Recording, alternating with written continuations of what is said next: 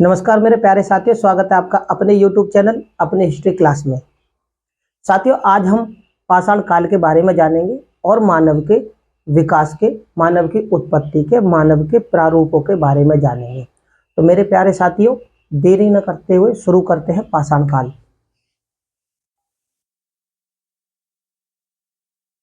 हम पाषाण काल पार्ट वन। मेरे प्यारे साथियों, अगर हम बात करें जीवों की उत्पत्ति के बारे में, यानी मनुष्य या जीवों की उत्पत्ति के बारे में अगर हम बात करें, तो जीवों की उत्पत्ति के बारे में सर्वप्रथम 1859 ईस्वी में वैज्ञानिक थे जिनका नाम था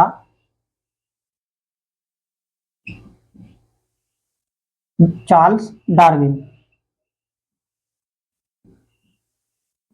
चार्ल्स डार्विन ने अपनी पुस्तक में, किसने? अपनी पुस्तक में। चार्ल्स डार्विन की पुस्तक कौन थी?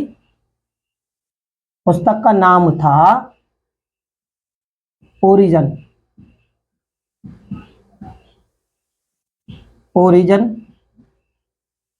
ऑफ स्पीस। जीवों की उत्पत्ति के बारे में सबसे पहले जो हमें जानकारी देते हैं वो चार्ल्स डार्विन की पुस्तक है, जिसका नाम है ओरिजिन ऑफ स्पीस, जीवों की उत्पत्ति। यही मानव विकास के परिणाम के बारे में इसमें बता रहा है सर्वप्रथम जानकारी। मानव की अगर हम उत्पत्ति की बात करें तो मानव की उत्पत्ति संभवतः, क्या संभवतः कब हुई थी? संभवतः मानव की जो उत्पत्ति है संभवतः प्लीस्टीन, क्या प्ली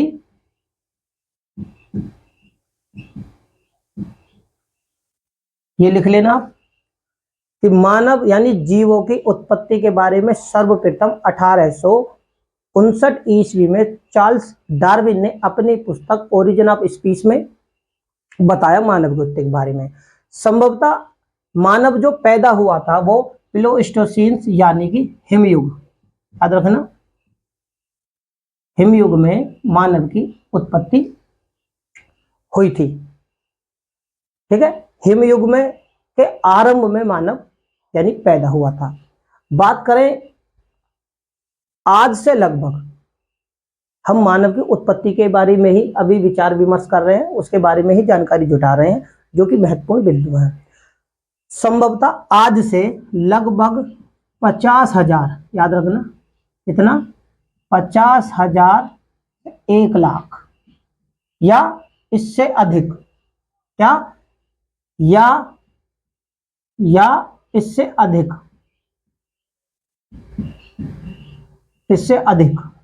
ठीक है, ये चीज आप नोट कर लेना। 50,000 या इससे अधिक। सबसे पहले जो मानव पैदा हुआ उसका नाम क्या था? प्राइमेट। प्राइमेट मानव की उत्पत्ति होती है। और प्राइमेट मानव से है ना ऑस्ट्रेलोपिथेकस, क्या प्राइमेट मानव से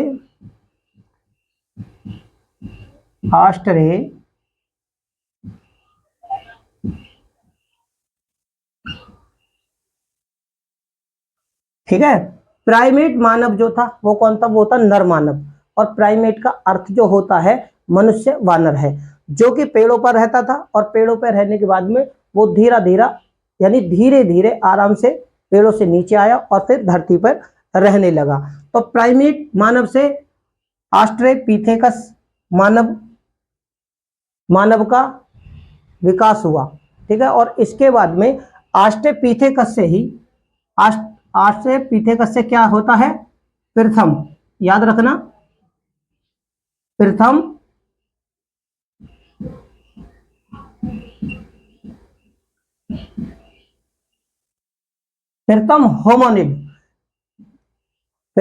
होमोनिड मानव का विकास होता है। प्रथम होमोनिड मानव का यानी कि उद्भव होता है। और यही प्रथम होमोनिड जो मानव है अनेक मानव प्रजाति के रूप में विकसित होते हैं। बात करते हैं इनके रहने की, भाई ये रहते कहाँ थे। तो ये जो मानव है ये 80 लाख, ठीक है, 80 लाख वर्ष, 80 लाख वर्ष पूर्व कहां पर, पूर्वी अफ्रीका, पूर्वी अफ्रीका में रहते थे। 80 लाख वर्ष कहां पर, पूर्वी, 80 लाख वर्ष पूर्व पूर्वी अफ्रीका।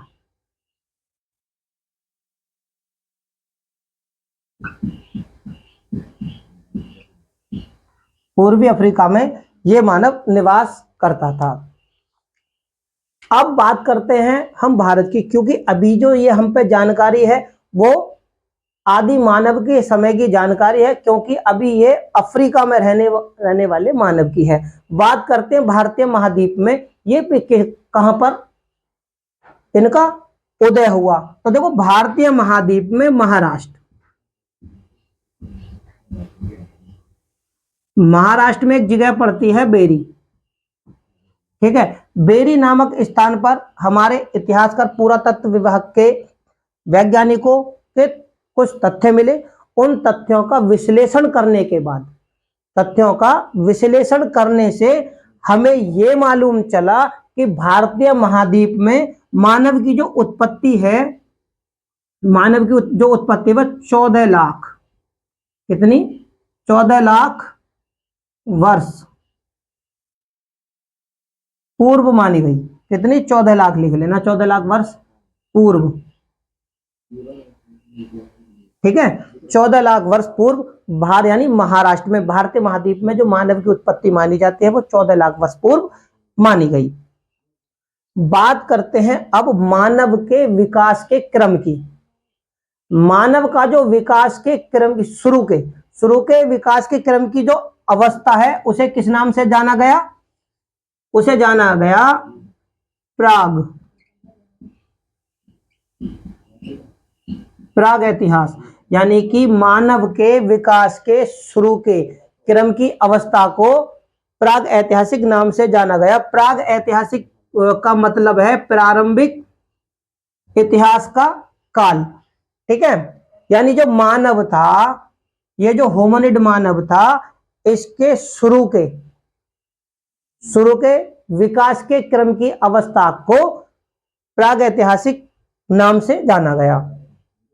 यहां तक आपको समझ में आ गई होगी। जब प्राग ऐतिहासिक नाम से जाना गया तो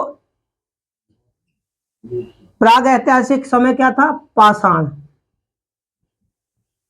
पाषाण युग। उस समय क्या था, पाषाण युग। मानव कब पैदा हुआ, मानव जो पैदा हुआ वो हिमयुग और यानी पाषाण युग में, साथ साथ पाषाण युग। अब पाषाण युग का मतलब क्या है, पाषाण मतलब पत्थर, पत्थरों का युग। इसमें जो मानव ने क्या करा, इसमें मानव ने नए, भाई मानव का विकास होना जब शुरू हुआ तो उसने नए नए आविष्कार, नई नई तकनीकों का विकास करना शुरू किया। और जब नई नई तकनीकों का विकास हुआ तो मानव ने, पाषाण का मतलब होता है पत्थर और पत्थरों का युग, तो यहां इस समय का पाषाण युग का जो मानव था उसने पत्थरों के औजारों का प्रयोग। इस युग की क्या विशेषता थी, पत्थरों के औजार। ये जो मानव था यानी पाषाण युग का जो मानव था वो पत्थरों के औजारों का प्रयोग करता था, ठीक है, लिख लेना, पत्थरों के औजारों का प्रयोग करता था। और क्या था, ये आखेट,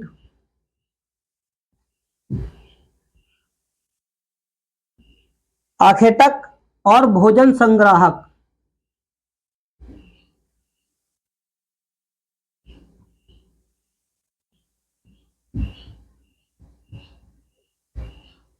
उस समय का मानव क्या था, आखेटक यानी पत्थरों के औजारों का प्रयोग करता था, आखेट यानी शिकारी था और भोजन को इकट्ठा करता था, यानी पूरी तरह से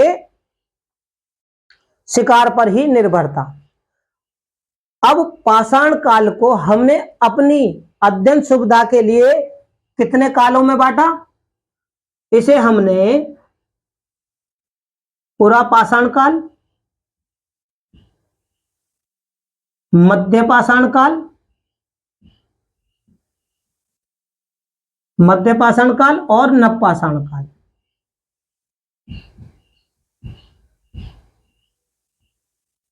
ठीक है जी। अपनी अध्ययन सुविधा के लिए हमने बांटा।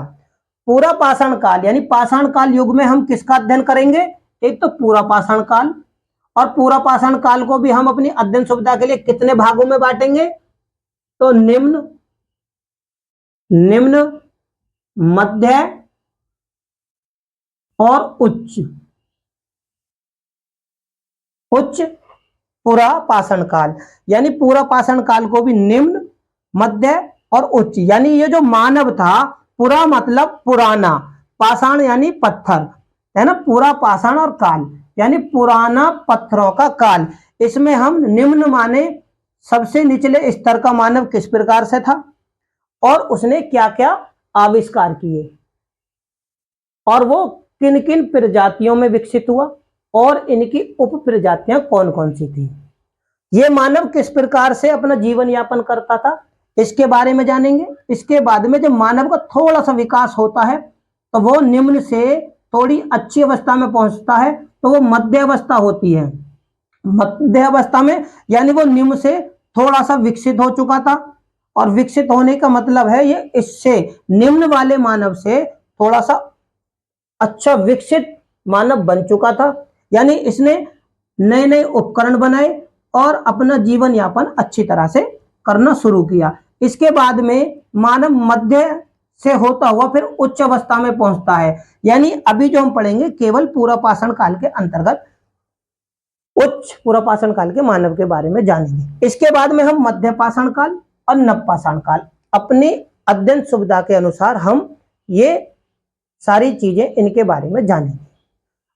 अब बात करते हैं मानव का जो विकास है, मानव का अब हम विकास किस प्रकार से हुआ। अभी हमने जाना कि पाषाण काल के अंतर्गत मानव कब पैदा हुआ, मानव प्रथम मानव कौन था, और भारतीय उपमहाद्वीप में मानव का जन्म कब है, ठीक है, और अफ्रीकी महाद्वीप में मानव कब रहता था, ठीक है ना। और यही होमोनिड मानव अफ्रीका से बाहर निकलता है और यूरोप और एशिया में अपने निवास स्थान यानी विस्तार करता है। विस्तार करने के बाद में अब हम जानेंगे कि मानवों के प्रकार, मानवों की प्रजाति। भाई अफ्रीका में रहते समय मानव कितने प्रकार यानी उनकी जो उप प्रजाति थी वो कितने प्रकार की थी, और प्रजाति किस प्रकार से विकसित हुई। मेरे प्यारे साथियों, चैनल मेरा नया है, अगर मेरी वीडियो आप लोगों को अच्छी लगे तो इसे ज्यादा से ज्यादा लाइक, शेयर और सब्सक्राइब करें। मेरे चैनल पर नए हो तो मेरे चैनल को सब्सक्राइब करें। धन्यवाद।